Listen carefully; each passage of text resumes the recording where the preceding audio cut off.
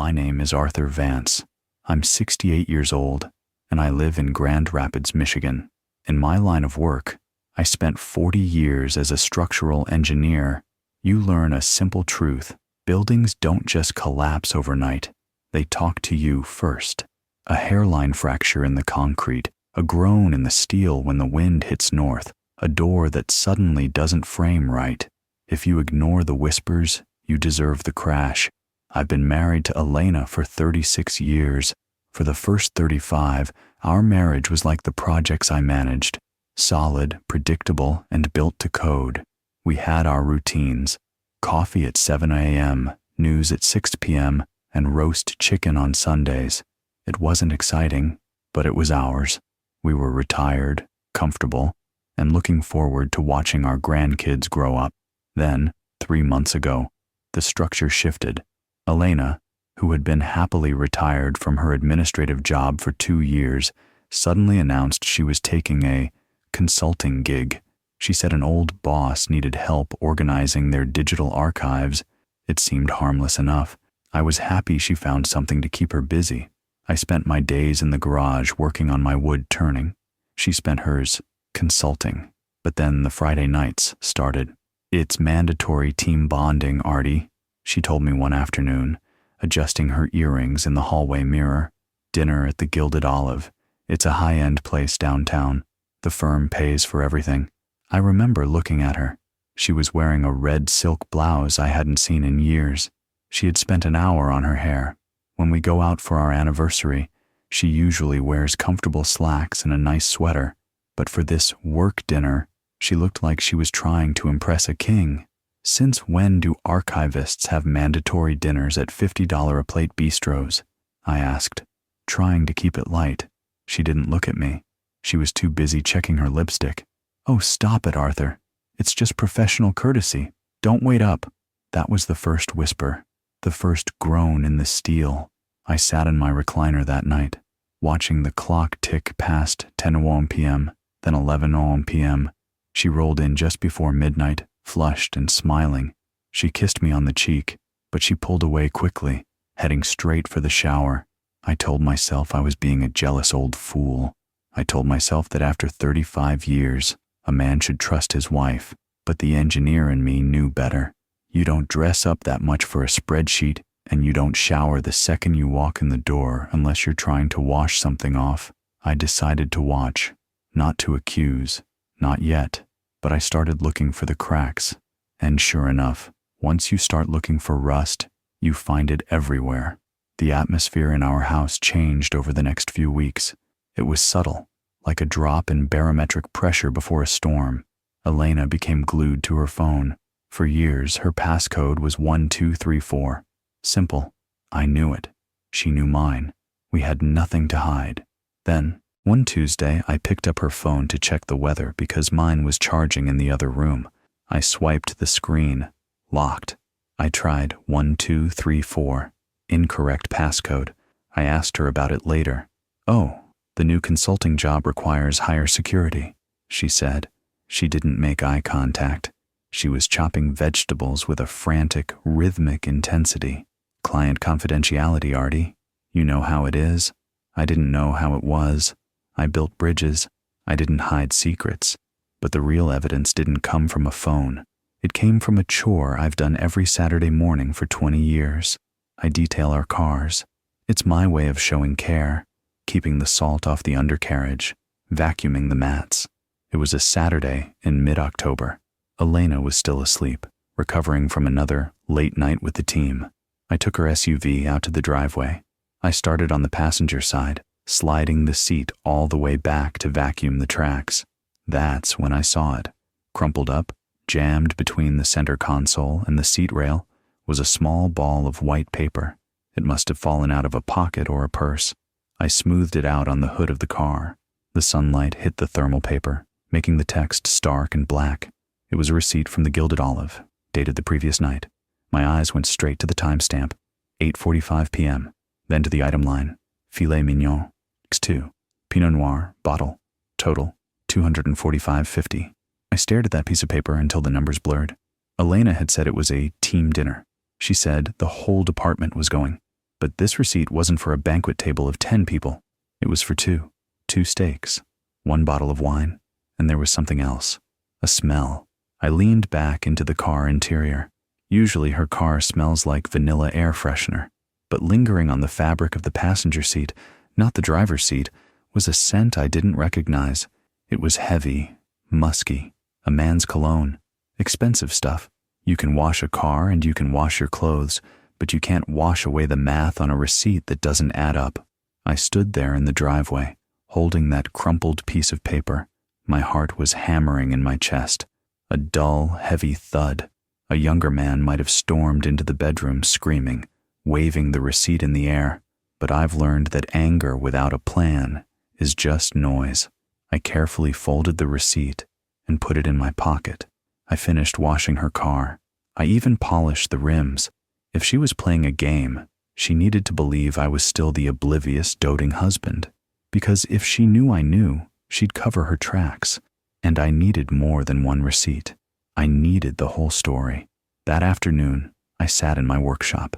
It's a detached garage where I do my woodworking. It's my sanctuary. The smell of sawdust and varnish usually calms me down, but that day, nothing could settle my stomach. I laid the receipt on my workbench, smoothing the creases with my thumb. My brain switched into diagnostic mode. I had to verify the load-bearing capacity of her lie. She said the company paid for everything. Expenses to the client, she had told me. I pulled up our joint banking app on my tablet. We use an American Express for everything. Points for travel, points for groceries. I scrolled through the pending charges. Nothing. No charge at the Gilded Olive. I checked our checking account. No debit card usage. That meant she paid cash. Who pays $240 in cash for a business dinner in 2025? No one. You pay cash when you don't want a paper trail. You pay cash when you don't want your husband asking why the company didn't pick up the tab. The following Friday, I feigned a migraine. My head is splitting, Elle, I told her, rubbing my temples. I think I'm just going to turn in early. Oh, poor thing, she said. There was relief in her voice. She didn't have to make conversation before leaving. I'll try to be quiet when I get home. I lay in bed with the lights off, listening. I heard her heels clicking on the hardwood floor in the hallway. Then, the clicking stopped. Silence for about 10 seconds. I crept to the bedroom door and cracked it open just an inch. She was standing by the front door, looking at herself in the hallway mirror. She reached for her left hand. With a quick, practiced motion, she twisted her wedding ring off her finger. She dropped it into the zippered side pocket of her laptop bag.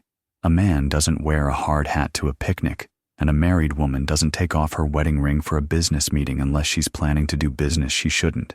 That moment hurt more than the receipt. The receipt was financial. The ring was symbolic. That ring had been on her finger through the birth of our 2 children, through the death of my parents, through 3 recessions. Taking it off was an act of erasure. For those few hours on Friday night, she wasn't Mrs. Vance. She was someone else entirely. I went back to bed, but I didn't sleep. I stared at the ceiling fan spinning in the dark. I realized then that I was dealing with a structural failure that couldn't be patched, but I needed to know the extent of the damage. Was this a fling, an emotional affair, or was she planning to leave? I needed to secure my perimeter. I needed to know exactly who was sitting on the other side of that booth, and more importantly, I needed to know where the money was coming from. Because if she wasn't using our credit cards, that cash had to be coming from somewhere. Saturday morning, Elena was sleeping in again. The house was quiet. I went to my desk to study. I needed to find the leak. If water is dripping in the basement, you check the pipes in the attic. I logged into our investment portfolio. Everything looked normal. Then I checked our secondary savings accounts. We have a specific account labeled Grandkids Education. It's not a huge fund. Just money we've trickled in over the years for our 3 grandchildren, birthdays, Christmas money, a little extra for my pension checks. We agreed years ago. Do not touch this unless it's an emergency. I opened the transaction history. My breath caught in my throat. OCT 4, ATM withdrawal, $300. OST 11, ATM withdrawal, $300. OST 18, ATM withdrawal, $400. OST 25, ATM withdrawal, $300. Every Friday morning, like clockwork. She would go to the grocery store, get cash back, or hit the ATM and pocket the money. She wasn't just cheating on me. She was funding her affair with the money meant for our grandchildren's future. She was taking steak and wine out of the mouths of the kids we were supposed to protect. That was the moment the sadness evaporated. It was replaced by a cold, hard resolve. Stealing a man's heart is one thing. Stealing from his grandchildren's future to pay for a steak dinner with another man is an act of war. I printed every single page of the bank statements. I highlighted the withdrawals in yellow. The bright ink looked like caution tape across the page. I went out to the garage and found a sturdy manila folder. I grabbed a black marker and wrote on the tab. I didn't write cheating or divorce. I wrote project renovation, because that's what this was now. I was condemning the building. I placed the crumpled receipt from the car into the folder. I added the bank statements. I created a spreadsheet on my laptop to log dates, times, and her excuses. The boss kept us late. Timestamp, 11:30 p.m. Team building drinks. Withdrawal, $300. I hid the folder inside an old toolbox in the back of the garage, underneath a pile of sandpaper. Elena never went into the garage. It was dusty. It smelled like varnish. And it was my space. It was the perfect place to hide the evidence of her destruction. I stood there, looking at the closed toolbox. I felt a strange calm wash over me. I wasn't the victim anymore. I was the investigator. I was the architect of her exposure. She wanted to play house? Fine. I was going to inspect the foundation, beam by beam, until the whole thing came down on top of her. Next Friday, I wouldn't just stay home and wonder. I was going to do some field work. I needed to see the restaurant. I needed to see the lover's booth for myself. A good engineer never relies on blueprints alone. You have to visit the site. You have to walk the ground, check the soil density, and see the angles for yourself.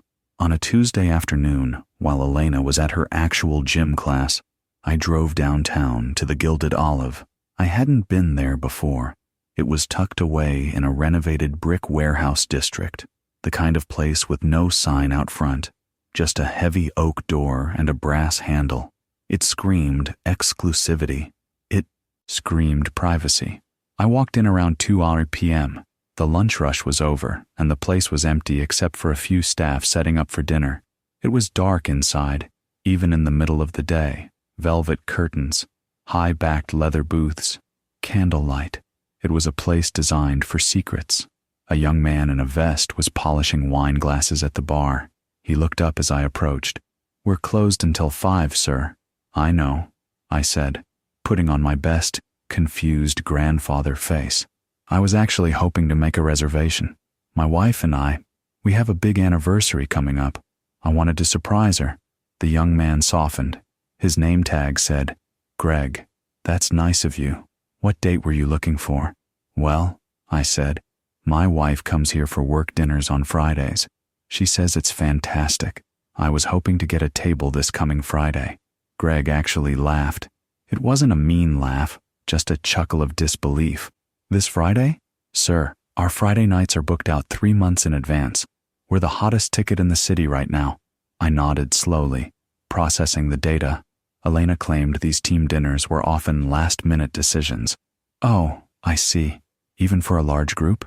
"She says her whole team comes here." Greg shook his head. "We don't really do large groups on Fridays. The acoustics are bad for it. We mostly do couples. 2 tops." He pointed to a row of secluded booths along the back wall, shrouded in heavy burgundy drapes. "Especially back there. We call that Lover's Lane. Booth 4 is the most popular. It's practically soundproof. Booth 4, the number from the first receipt." I felt a cold shiver run down my spine, despite the warmth of the room. "Booth 4, I repeated. "That sounds private." "Very." Greg winked. I thanked him and walked out. The sunlight outside felt blinding after the gloom of the restaurant. There is a difference between a lie you tell to spare feelings and a lie you construct brick by brick. Elena wasn't just lying about where she was. She was lying about the very nature of the space she occupied. She wasn't at a long table with colleagues discussing spreadsheets. She was in a soundproof booth designed for intimacy, in a restaurant that required months of planning to enter. She wasn't being dragged along to these dinners. She was the architect of them. I sat in my truck for a long time before starting the engine. I had the site survey now. I knew the layout. I knew the impossibility of her story. Now, I just needed to identify the other party involved in the construction, because you can't build a disaster like this alone. 3 more Fridays passed. 3 more work dinners. 3 more withdrawals from the grandkids' fund. I played my part perfectly. I was the tired, trusting husband. I asked how the team was doing. I nodded when she complained about the workload. But every Saturday morning, while she slept off the wine, I went hunting. I became an expert at forensic retrieval. I checked her purse when she was in the shower. I checked the pockets of her coats in the mudroom. I checked the trash can in the garage, digging past the coffee grounds. I found 2 more receipts. Same time, 8:30 p.m. or 9 p.m. Same table, booth 4. Same order, filet, sea bass, pinot noir. But the 3rd receipt, found crumpled inside an empty tissue packet in her car door, gave me the missing variable. It was a standard credit card slip, the customer copy. Usually she paid cash, but maybe they ran short that night. It didn't have the card number, but someone had used the back of the receipt as a notepad. Scrawled in blue ink, in handwriting that was definitely not Elena's, were 3 numbers. A phone number I didn't recognize, followed by a name, Gary. I froze standing there in the driveway. The wind was biting, blowing leaves around my ankles, but I didn't feel the cold. Gary. I knew Gary. We all knew Gary. Gary Thompson lived 3 streets over. He was the husband, well, ex-husband now, of Elena's best friend Joyce. They had divorced 8 months ago. Gary had come to our 4th of July barbecue. I remembered him standing by my grill, holding a beer, talking about his new lease on life. He was flashy, a bit loud, a car salesman who always had a tan even in October. I remembered Elena comforting Joyce during the divorce, calling Gary a selfish pig. And now, here was his name on a receipt from a romantic dinner, paid for with my money. Suddenly, the pieces snapped into place like a steel girder locking into a frame. The consulting job. Gary had connections in that industry. He probably set it up as a cover. The timing of his divorce coincided with Elena's sudden need for more from life. It's bad enough when a stranger breaks into your home. It's a different kind of rot when the thief is the guy you shared a beer with last July. I went back into the house. Elena was in the kitchen making coffee, humming a tune. She looked at me and smiled. "Morning, honey. You're up early." I looked at her, really looked at her. I didn't see my wife of 35 years. I saw a woman who was betraying her best friend and her husband simultaneously. "Just checking the car," I said, my voice steady. Tire pressure looked low. "You take such good care of things," she said, pouring cream into her mug. It took every ounce of discipline I had not to throw the receipt on the counter right then and there, but I couldn't blow the charge yet. Knowing it was Gary made the betrayal deeper, but it also made the strategy clearer. Gary was reckless. Gary was arrogant. If Gary was involved, they would get sloppy, and I would be there to catch it. The hardest part of this investigation wasn't the snooping. It wasn't the receipts or the bank statements. The hardest part was the silence. It was Friday night, number 6. I was sitting in the living room, reading a book I hadn't turned the page of in an hour. The clock struck 11:15 p.m. The front door unlocked. Elena breezed in. And I mean she breezed. She was floating. She was tipsy, her cheeks flushed red, her eyes bright and glassy. She brought a gust of cold air and that expensive cologne in with her. "Oh, Artie," she exclaimed, dropping her bag on the sofa. "You're still up." She came over and hugged me. She smelled like wine and betrayal. I had to force my muscles not to recoil. I had to sit there, stiff as a board, and let the woman who was cheating on me wrap her arms around my neck. "How was work?" I asked. The words tasted like ash. She pulled back, her eyes dancing. "Exhausting, but good. We landed that big account I told you about. The client was being so difficult. This old guy, stubborn as a mule. But I finally charmed him into signing. The whole team celebrated." She went into detail. She invented dialogue for this imaginary client. She described the appetizers they ordered for the table. She built a whole world out of thin air, smiling the entire time. I watched her mouth move. I watched the way she used her hands to emphasize the lie. I realized then that she was enjoying this. It wasn't just about the affair. It was about the duplicity. She got a thrill out of pulling the wool over my eyes. She thought I was the stubborn old mule she was managing. That sounds complex, I said. It is, she sighed, kicking off her heels. But I'm good at it, Artie. I'm really good at it. Yes, I said quietly. You certainly are. She didn't catch the double meaning. She was too drunk on her own success. She went upstairs to bed, humming that same tune. I stayed downstairs. I walked out to the garage, opened the toolbox, and pulled out the project renovation folder. I took the new receipt she had carelessly left in her coat pocket. She was getting lazy now, just as I predicted, and stapled it to a fresh sheet of paper. Next to it, I wrote, date, November 12th, time, 11:15 p.m. Lie, landed a big account, charmed a stubborn client. Truth, dinner with Gary. Booth, 4. The hardest part wasn't the anger, it was the silence. Sitting there, watching the woman I loved turn into a stranger, and having to smile through the funeral of my marriage. But I knew that silence was my weapon. If I screamed now, I'd just be a jealous husband. If I waited, I'd be a judge delivering a verdict. Circumstantial evidence is enough for a suspicion, but it's not enough for a conviction. I needed the smoking gun. I needed the photo. The following Friday was rainy, a cold, miserable Michigan rain that turns the streets into black mirrors. I borrowed my son's truck. He was out of town on business and had left it in my driveway for an oil change. It's a beat-up Ford, rusted around the wheel wells, nothing like my pristine sedan. Elena wouldn't recognize it in the dark. I parked across the street from the Gilded Olive at 8:01 p.m. I had a thermos of black coffee and my digital camera, a Canon I usually use for bird watching. It has a zoom lens that can count the feathers on a hawk from 100 yards away. I sat there for 2 hours. The rain drummed on the roof of the truck. I watched couples come and go. I watched the valet park's expensive cars. At 9:30 p.m., the heavy oak door opened. My heart stopped, then restarted with a slow, heavy thud. It was them.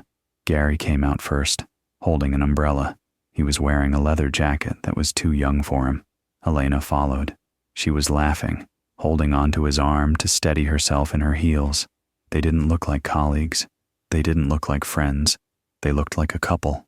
They had that easy body language, the way they leaned into each other, the way their hips brushed as they walked. They stopped under the awning to wait for the valet to bring Gary's car, a flashy red convertible, of course. While they waited, Gary turned to her. He said something that made her throw her head back and laugh. Then, he slid his hand into the back pocket of her jeans. I raised the camera. My hands were steady. Decades of engineering work means I have steady hands, even when my world is shaking. Through the viewfinder, everything was sharp. I saw the way she looked at him. It was a look she used to give me 30 years ago. Then, he leaned in. He kissed her. It wasn't a quick peck. It was long, comfortable, and possessive. Click, click, click. The shutter sound was loud in the quiet cab of the truck. It sounded like a gavel hitting a desk. I didn't feel heartbreak at that moment. I felt clarity. The gray fog of suspicion lifted, and all that was left was the black and white reality of what had to be done. I checked the display screen on the camera. The image was perfect. The street lamp illuminated their faces. There was no denying it. No bad angle. No misunderstanding.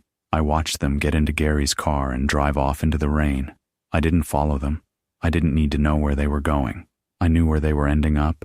I started the truck and drove home in silence. The investigation phase was officially over. I had the receipts. I had the bank statements. I had the ID. And now, I have the photo. I walked into my empty house. It feels different now. It wasn't a home anymore. It was just a house, an asset, a structure that needed to be liquidated. I went to the garage and printed the photo. I added it to the folder. Monday morning, I would call a lawyer. The time for observation was done. Now, It was time to plan the demolition. Monday morning came with a crisp, cold clarity. I didn't mow the lawn. I didn't go to the hardware store. I put on my best navy suit, the one I usually save for weddings and funerals, and drove downtown. I had an appointment with Harrison Ford. No, not the actor. Harrison Ford is a divorce attorney in Grand Rapids who has been practicing for 40 years. He's about my age, bald as a cue ball, and has eyes like a shark that smells blood in the water. We had used him years ago for a property dispute. He was expensive, but he was closer. I walked into his office carrying the project renovation folder. I didn't look like a heartbroken husband. I looked like a man delivering a bid for a contract. Harrison sat behind his mahogany desk, steepling his fingers. "Arthur, it's been a while. You look determined." "I am," I said. I placed the folder on his desk and slid it across. "I want to file for divorce, and I want to make sure I don't lose my shirt doing it." Harrison opened the folder. He flipped past the bank statements. He paused at the spreadsheet. He raised an eyebrow at the photo of Elena and Gary kissing. "Thorough," he grunted. "Most guys just come in here crying and snotting on my leather chairs. You brought me a case file." "I'm an engineer, Harrison," I said. "I deal in facts." Harrison leaned back. "Here's the reality, Arthur. Michigan is a no-fault divorce state. Technically, she could sleep with the entire Green Bay Packers defensive line, and the judge wouldn't necessarily penalize her share of the assets. Just for the infidelity itself, the courts don't care about broken hearts." I felt a flash of anger, but I pushed it down. "So this means nothing?" Harrison smiled, and it wasn't a nice smile. It was a predatory smile. "I didn't say that. See these highlighted withdrawals? The receipts for the steaks? The wine? This adds up to about $3,000 over 3 months." He tapped the paper with a thick finger. "This is called dissipation of marital assets. She used community money to fund an affair. That the judge cares about. We can argue that she wasted family funds. We can claim that back. More importantly, it gives us leverage. We use this to force a settlement on the house. If she wants to keep her reputation intact, she'll play ball." "I don't care about her reputation," I said calmly. "I care about the principle. She was stealing from the grandkids' college fund, Harrison." Harrison nodded slowly. "Then we have her. We draft the papers. We cite the financial misconduct. We hit her where it hurts, the wallet." I told him to draw them up, but I gave him one specific instruction. "Don't file them yet. Don't serve her. Just have them ready in a manila envelope. I'll come pick them up on Friday." "Why Friday?" he asked. "Because Friday is our 37th anniversary," I said, "and I have a specific way I want to deliver the news. In a courtroom, tears don't count for much, but a spreadsheet showing thousands of dollars of misappropriated funds, that talks loud and clear." I walked out of his office feeling lighter. I wasn't just a victim of an affair anymore. I was a plaintiff with a solid case. The legal side was handled. Now came the harder part, the family. I have 2 children. My son, Mark, lives in Chicago. My daughter, Sarah, lives here in town. Sarah and I have always been close. She's smart, perceptive. She's the one who would take this the hardest. I met her for lunch on Wednesday. We went to a little diner we've been going to since she was in high school. I sat across from her, looking at her kind face, knowing I was holding a grenade that was about to blow up her family dynamic. "Mom seems so happy lately," Sarah said, dipping a fry into ketchup. "She's so energized with this new consulting job. I haven't seen her dress up this much in years." I took a sip of black coffee to hide my grimace. "Yes," I said. "She's certainly invested in it." "She mentioned your anniversary is coming up on Friday," Sarah continued. 37 years, Dad. That's amazing. Mark and I were thinking maybe we should throw you guys a party. Get the grandkids together?" My stomach dropped. A party, balloons, cake, grandkids running around while Elena played the loving matriarch, knowing full well she was sleeping with Gary. The thought made me physically ill. "No," I said, a little too sharply. Sarah looked surprised. "Dad?" I softened my tone. "No party, sweetheart. I want to do something different this year. I want to take your mother out. Just the 2 of us. I want to surprise her." Sarah smiled, her eyes crinkling. "Oh, that's so romantic. Where are you taking her? A place she's been raving about, I said. A place called the Gilded Olive. Fancy, Sarah whistled. Mom deserves it. You guys are relationship goals, you know that? In a world where everyone gets divorced, you two are like rocks. It's a terrible thing to look at your own child and know you're about to detonate the world they grew up in, but living a lie would be the greater sin.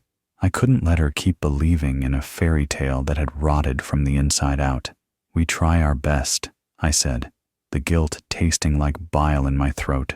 I realized then that the anniversary wasn't just a date on the calendar. It was a deadline.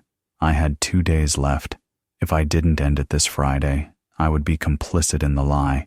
I would be letting my daughter admire a fake sculpture.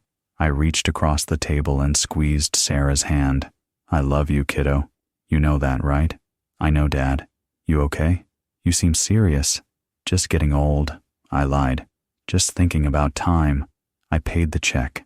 I was protecting her in a way. By controlling the explosion, I could make sure the shrapnel didn't hit her too hard. But there was no way to do this without pain. The renovation required demolition, and demolition is never clean. Thursday night, Elena was out at her book club, which I had actually verified was a real book club. Ironically enough, I retreated to the garage. It was time to build the weapon. I had stopped at a craft store on the way home. I felt ridiculous walking down the scrapbooking aisle, a 68-year-old man in work boots looking at adhesives and albums, but I found what I needed. A high-quality leather-bound photo album, black leather, heavy, serious. I cleared off my workbench, pushing aside the chisels and the sawdust. I turned on the overhead lamp. I opened the album. On the very first page, I centered the photo from our wedding day, 1989. We looked so young. I had hair. She didn't have a wrinkle on her face. We looked hopeful. I used high-grade archival glue to paste it down. I turned the page. Here, the timeline shifted. I took the first receipt, the one from October 4th. I pasted it in the center of the right-hand page. Underneath it, in my neat block letter engineering script, I wrote, Friday, Oct. 4, The Lie, Mandatory Team Dinner. The Reality, Dinner for two, $245. I turned the page. The second receipt, Friday, Oct. 11, The Lie, Boss kept us late. The Reality, Booth 4, paid in cash. I worked methodically, page after page, receipt after receipt. I included the bank statements showing the withdrawals from the grandkids' fund. I highlighted the dates. Then, the centerpiece. I pasted the photo I had taken in the rain. Gary and Elena. The kiss. The street lamp haloing their betrayal. Underneath, I wrote just one word. Gary. It wasn't a scrapbook. It was a dossier. It was a cold, hard chronicle of every lie she had told me for 3 months. It was irrefutable. Most men give jewelry for an anniversary. They give diamonds or gold to say, I love you. I was giving Elena a mirror, forcing her to look at exactly who she had become. When I finished, I closed the book. It had a satisfying weight to it. It felt like a brick. I ran my hand over the leather cover. I felt a strange sense of pride. Not happiness. There was no happiness here, but pride in the craftsmanship. I hadn't screamed. I hadn't broken anything. I had simply collected the truth and bound it in leather. I left the final page blank. That was for tomorrow night. The final receipt. The anniversary receipt. I hid the book in the bottom drawer of my tool chest and went inside. I slept soundly for the first time in weeks. The plan was built. The structure was sound. All that was left was to cut the ribbon. Friday morning, the anniversary. The house was quiet. Elena was in the kitchen when I came down, making pancakes. She was humming again. She had a card waiting for me on the table. Happy anniversary, Artie, she chirped, giving me a quick peck on the cheek. I opened the card. It was generic. To a wonderful husband, here's to many more years. It felt like reading a script. Elena, I said, sitting down. I needed to give her one last chance. It was a moral imperative. I needed to know beyond a shadow of a doubt that she was beyond saving. We have dinner tonight, I said. But I was thinking, maybe we will cancel? She froze, spatula in hand. Cancel? Why? You said you had a surprise. I do, I said, watching her eyes. But maybe we just order pizza. Stay in? We could watch that old movie we like. Just be together. No fancy restaurant. Just us. I was offering her an off-ramp. If she said yes, if she chose a quiet night with her husband over the thrill of being seen, maybe, just maybe, there was a conversation to be had. Maybe I wouldn't drop the hammer. She looked at me, and for a second, I saw hesitation. But then she glanced at the clock on the microwave. "Oh, Artie, don't be silly," she laughed, turning back to the stove. "You've already made reservations. And besides, I bought a new dress. It's our 37th. We have to celebrate properly. We can't just sit on the couch like old people." She didn't want to be with me. She wanted the performance. She wanted the fancy dinner to alleviate her guilt, or maybe just to show off the dress she bought with the money she stole from us. "Right," I said, my voice flat. "Properly. I have to run to the office for a bit," she said, plating the pancakes. "Couple of fires to put out before the weekend. I'll be back by 5 to get ready." The office. She was probably going to see Gary, probably to give him a quick update before she had to play the role of the devoted wife for the evening. "Go ahead," I said. "Do what you have to do." She kissed my forehead and bustled out the door, grabbing her bag. I watched her car pull out of the driveway. I threw her a rope, and she used it to hang herself. That was the moment the husband in me died, and only the plaintiff remained. I stood up and scraped the pancakes into the trash. I wasn't hungry. I went to the phone and called Harrison's office. "It's Arthur," I said. "I'm coming to pick up the envelope." Then I went to the garage and retrieved the leather book. I put the manila envelope from the lawyer inside the back cover of the book. The trap was set. She wanted a celebration? She wanted to go to the Gilded Olive? Fine. I would take her there. I would take her exactly where she wanted to go, and I would leave her there with the bill. At 6:30 p.m., I put on my coat. I had the reservation confirmation in my pocket, and the leather book tucked under my arm like a hymnal. Elena came downstairs. She looked beautiful, I have to admit. She was wearing a deep blue dress and the diamond earrings I bought her for our 30th. It was a painful sight, seeing the woman you loved dressed up for her execution. "Ready?" she asked, a little breathless. "You still haven't told me where we're going." "It's a surprise," I said, opening the door for her. "But I promise, it's a place you know well." The drive downtown was quiet. I played classical music. Bach. Something structured, mathematical. Elena chatted nervously about the weather, about the kids. She was trying to fill the silence, sensing that the air in the car was too thin. When I turned onto the cobblestone street of the warehouse district, she went silent. When I pulled up to the valet stand in front of the heavy oak door of the Gilded Olive, she went pale. "Here," she whispered. Her hand flew to her throat. "Artie, this place, it's incredibly expensive." 36 years, Elena," I said, putting the car in park. "Nothing but the best. Besides, you're always talking about how great the food is at these work dinners. I figured I should finally taste it." She looked trapped. She couldn't say no without revealing why. She forced a smile that looked more like a grimace. "Right. Of course, it's just hard to get a table. I have connections," I said. We walked to the door. I could feel her trembling slightly against my arm. Inside, the restaurant was dimly lit and humming with conversation. Greg, the young maitre d' I had spoken to days ago, was at the podium. He looked up, his professional smile ready. Then he saw Elena. His smile faltered. He looked from Elena to me, then back to Elena. He knew her face. He knew her Friday face. And he knew I wasn't the man she usually came in with. "Reservation for Vance," I said loudly, cutting through his confusion. I requested a specific booth, booth 4. Elena made a small choking sound. Greg recovered quickly. He was a professional after all. "Ah, yes, Mr. Vance, right this way." He led us through the dining room. I felt Elena's gait hitch as we walked past tables. She was keeping her head down, terrified of being recognized by a waiter, a bartender, or worse, someone who knew Gary.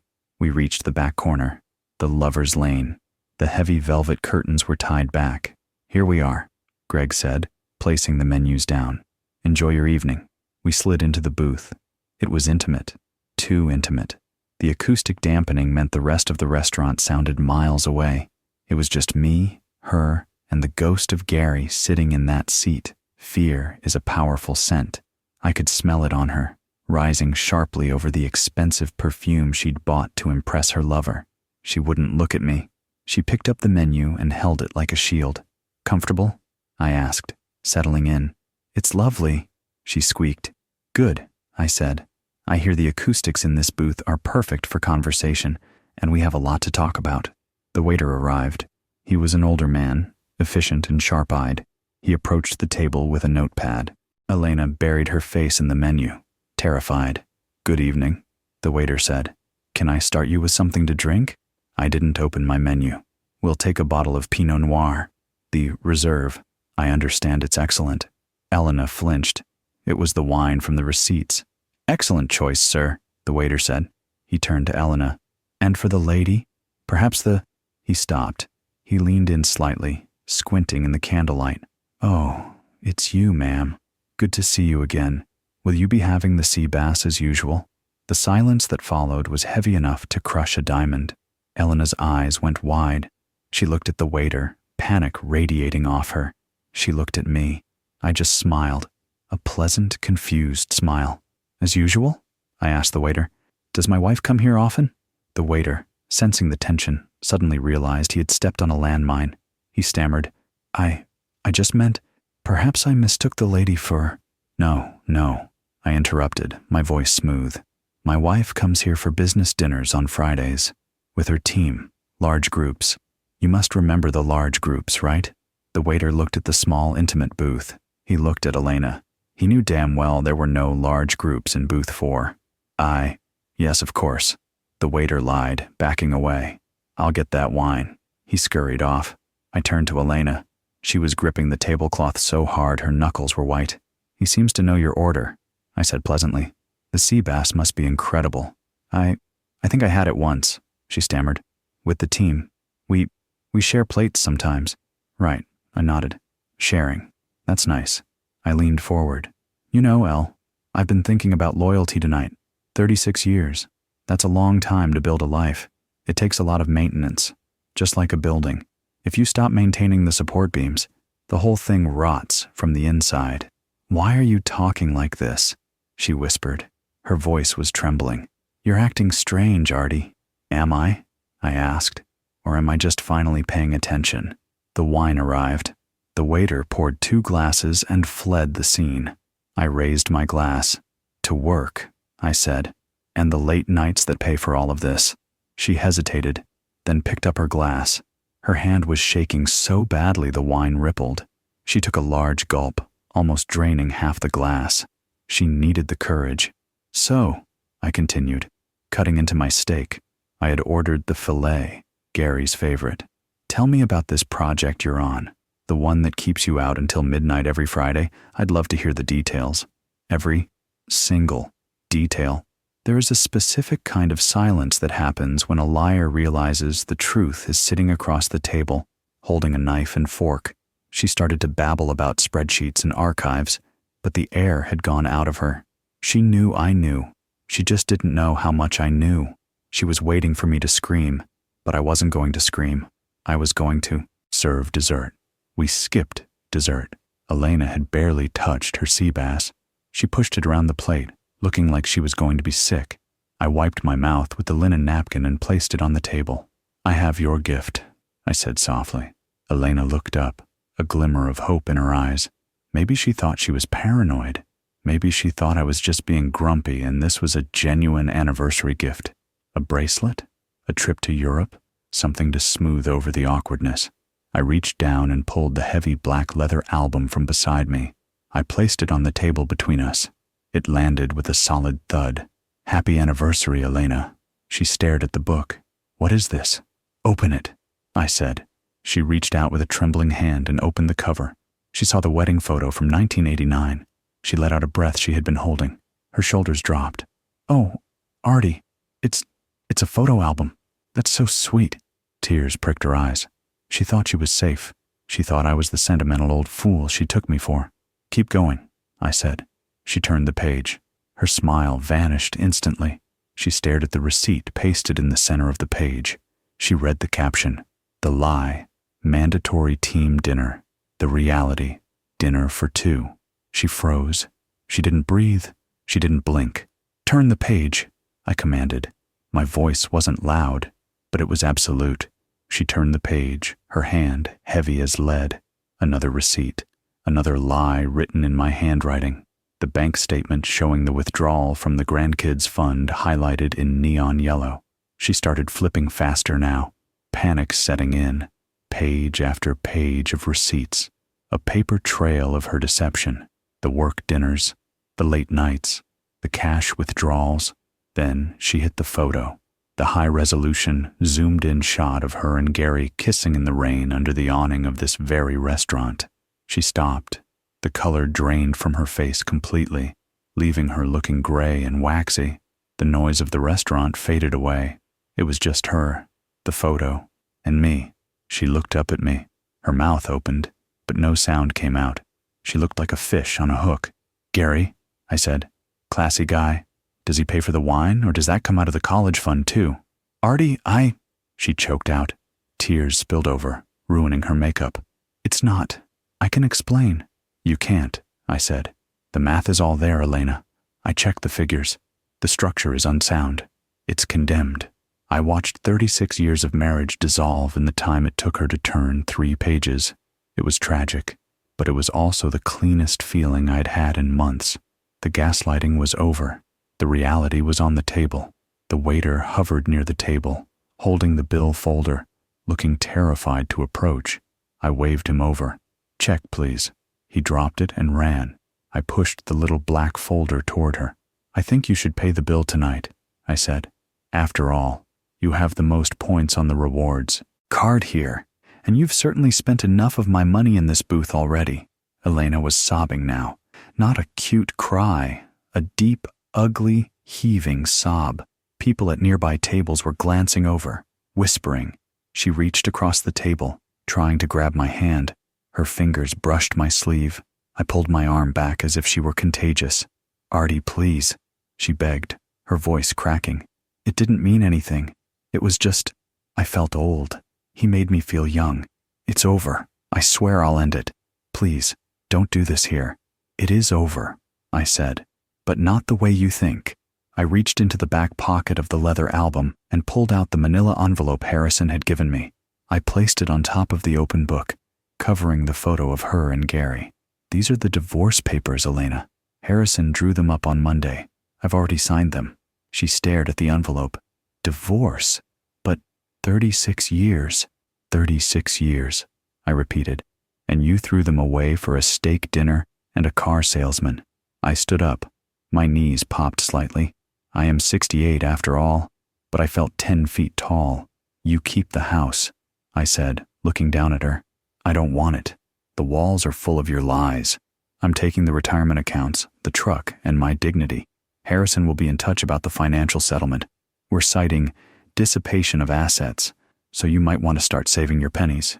"Artie, don't leave me," she wailed, grabbing the edge of the table. "How am I supposed to get home?" "Call Gary," I said. I reached into my wallet and pulled out a $20 bill. I dropped it on the table. "That's for the waiter," I said. "He's the only honest person I've met in this place." I turned my back on her. "Artie!" she screamed. I didn't stop. I didn't look back. I walked through the velvet curtains, past the stunned maitre d', and out the heavy oak door. The night air outside was cold and damp, but it felt amazing. It filled my lungs. It felt crisp, clean. Walking out of that restaurant, the cool night air felt like baptism. I was alone, yes. I was a 68-year-old man starting over, but I was a man who had reclaimed his name. I wasn't the fool paying for his wife's affair anymore. I walked to my car, got in, and drove away. I didn't play Bach on the way home. I drove in silence, listening to the hum of the engine, enjoying the sound of a machine that was working exactly as it was supposed to. I didn't go to a hotel that night. I drove straight to my daughter Sarah's house. It was 9:30 p.m. The lights were still on. This was the part I had dreaded the most. I wasn't afraid of Elena anymore. I was afraid of losing my children. In a divorce, the narrative usually favors the mother, or at least the one who cries the loudest. and I knew Elena would be crying. Sarah opened the door, surprised to see me. "Dad? Where's Mom? I thought you were at the big dinner." "May I come in, Sarah?" I asked. "I need you to call Mark in Chicago. Put him on speaker. There's something the family needs to see." 10 minutes later, we were sitting at her kitchen table. Mark was on the phone, sounding worried.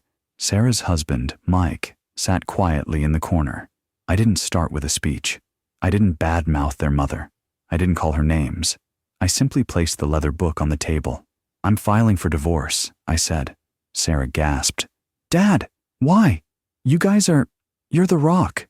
"I filed," I continued, "because the rock was being chiseled away for months, and I didn't want the house to fall on top of you kids." I opened the book. I walked them through it, page by page. The engineer in me took over. I wasn't an emotional husband. I was a witness presenting evidence. "Receipts," I said. "Dates. Times." Sarah looked at the photos of the team dinners. Then she saw the photo of Gary. Her hand flew to her mouth. That's Mrs. Thompson's ex-husband. That's Gary." "Yes," I said. But the clincher wasn't the affair. It was the money. I turned to the page with the highlighted bank statements. "You see these withdrawals? Every Friday. $300, $400. "Yeah?" Sarah asked, tears streaming down her face. "That's from the grandkids' education fund," I said quietly. She was emptying the savings meant for your children to pay for steaks and hotel rooms with Gary. That was the turning point. I saw the sadness in Sarah's eyes turn to shock, and then to a hard, protective anger. Mike, her husband, stood up and walked out of the room, muttering something I won't repeat. Mark, on the phone, went dead silent. "She stole from the kids?" Mark asked, his voice low. "She did," I said, and I couldn't let it continue. I closed the book. "I am not asking you to hate your mother. She is still your mother. But I needed you to know the truth so that when she spins her story tomorrow, and she will, you have the facts. The truth is a heavy weight to hand your children, but it's lighter than a lifetime of lies." By the time I left, there was no confusion. There was sadness, yes, but there was respect. They knew I hadn't abandoned the family. I had saved the integrity of it. The legal process that followed was swift. It was less of a battle and more of a foreclosure. Elena tried to fight at first. She hired a lawyer who tried to argue that I was controlling and abusive for tracking her spending. Harrison, my shark of a lawyer, simply laid the spreadsheet on the judge's bench. He cited dissipation of marital assets. In Michigan, when you prove that one spouse used community funds to facilitate an affair, the court takes a dim view of it. The judge, a stern woman in her 60s, looked at the withdrawals from the education fund. She looked at the receipts from the Gilded Olive. She looked at Elena. "Mrs. Vance," the judge said, peering over her glasses, "you spent nearly $4,000 of family savings on entertainment?" Elena shrunk in her seat. "It was a mistake. It was theft," the judge corrected. The ruling was brutal, but fair. To keep the house, which she desperately wanted, to maintain appearances, Elena had to buy me out of my share of the equity. But because of the dissipation, the judge deducted every cent she had spent on Gary from her share of the assets. She had to liquidate her own 401k to pay me off. I walked away with my pension intact, the truck, and a check for half the house's value, plus the $4,000 she stole. Meanwhile, the small-town justice system, gossip, took care of the rest. Gary, it turned out, wasn't as free as he claimed. When his ex-wife found out through the grapevine, and maybe a helpful nudge from my daughter, that his affair with Elena had started before his divorce was finalized, she petitioned for an alimony adjustment. Gary went from being the fun, flashy boyfriend with the red convertible to a guy drowning in legal fees. I heard from a neighbor that Elena and Gary tried to make a go of it. They moved in together for a month, but relationships built on the thrill of sneaking around rarely survive the boredom of paying utility bills, especially when both parties are broke. They broke up 3 months after the divorce was final. I didn't feel happy about it. I didn't celebrate. I just nodded when I heard the news. They say love conquers all. But I've found that forensic accounting and a good lawyer come in a close second. I had my check. I had my freedom. And most importantly, I had a clean conscience. I had settled the account. The red ink was gone. 6 months later, May, I used the settlement money to buy a condo near Reed's Lake. It's small, 2 bedrooms, a nice deck, and a 2-car garage. The first thing I did was set up my workshop in the garage. I organized my tools. I set up my lathe. I bought a new stack of maple wood. The silence in this house is different from the silence in the old one. In the old house, the silence was heavy, filled with unsaid words and suspicion. Here, the silence is peaceful. It's the silence of a job well done. I have a routine again. I woke up at 6:30 a.m. I make coffee. Good coffee, not the instant stuff. I read the paper. I go for a walk by the water. I've reconnected with old friends, guys I stopped seeing because Elena didn't like their wives, or because we were too busy with her social calendar. We meet for breakfast on Tuesdays. We don't talk about feelings. We talk about fishing, or politics, or the Tigers. It's real. It's honest. One evening, my phone buzzed. It was a text from Elena. I hadn't blocked her number. We still had to communicate about tax documents occasionally, but we hadn't spoken socially. I opened the message. It was a photo. It was a picture of a dinner plate, a microwave meal, sitting on her lap in front of the TV in the big, empty house I used to pay for. The text underneath read, "It's quiet here. I miss your roast chicken on Sundays. I made a mistake, Artie." I stared at the screen. A year ago, that text would have ripped my heart out. I would have wondered if I could fix it. I would have wondered if I was too harsh. But now, I felt nothing. No anger, no sadness, just a mild indifference. I didn't reply. I didn't delete it either. I just put the phone down and went back to my lathe. I was working on a bowl for Sarah's kitchen table. It needed my attention. Elena didn't. I didn't hate her anymore. Hate takes energy. Hate requires you to care. I just had nothing left for her. My ledger was balanced. I turned the lathe on. The hum of the motor filled the garage. The smell of sawdust filled the air. It was the smell of reconstruction. I was building something new. And this time, the foundation was solid rock. Tonight, I'm sitting on my deck. The sun is setting over the lake, turning the water that deep, bruised purple color. I have a cold beer in my hand. I'm 69 years old now. I'm single, and I've never been more at peace. I think a lot about those receipts, not with bitterness, but with a kind of respect. Those little scraps of paper saved my life. They were the breadcrumbs that led me out of the dark forest. We live in a world that tells us to ignore our gut. We're told to be trusting, to be modern, to look the other way. We're told that if we question things, we're insecure. But I'm here to tell you, trust your instincts. If the structure groans, check the beams. If the numbers don't add up, check the math. I reach into my pocket and pull out a blank piece of receipt paper. Just a scrap I picked up from the hardware store today. It's just paper. It's fragile. You can crumple it, burn it, throw it away. But if you write the truth on it, it becomes stronger than steel. Elena thought she could hide her life in the margins. She thought she could expense her betrayal. She forgot the one rule that every engineer, every builder, and every man knows deep down. You can't cheat gravity, and you can't cheat the truth. I take a sip of my beer. The air is cool. I can hear the grandkids laughing. Inside, they're visiting for the weekend. Sarah is making dinner. The funds for their college are safe in a new account, one that only I can access. I crumple the blank receipt paper and toss it into the recycling bin. I don't need to keep records anymore. My life is open to books now. A receipt is just a scrap of paper until it becomes a map to the truth. Keep your eyes open, men. Watch the details. Protect what's yours, because sooner or later, the bill always comes due, and you want to be the one holding the pen, not the one paying the price.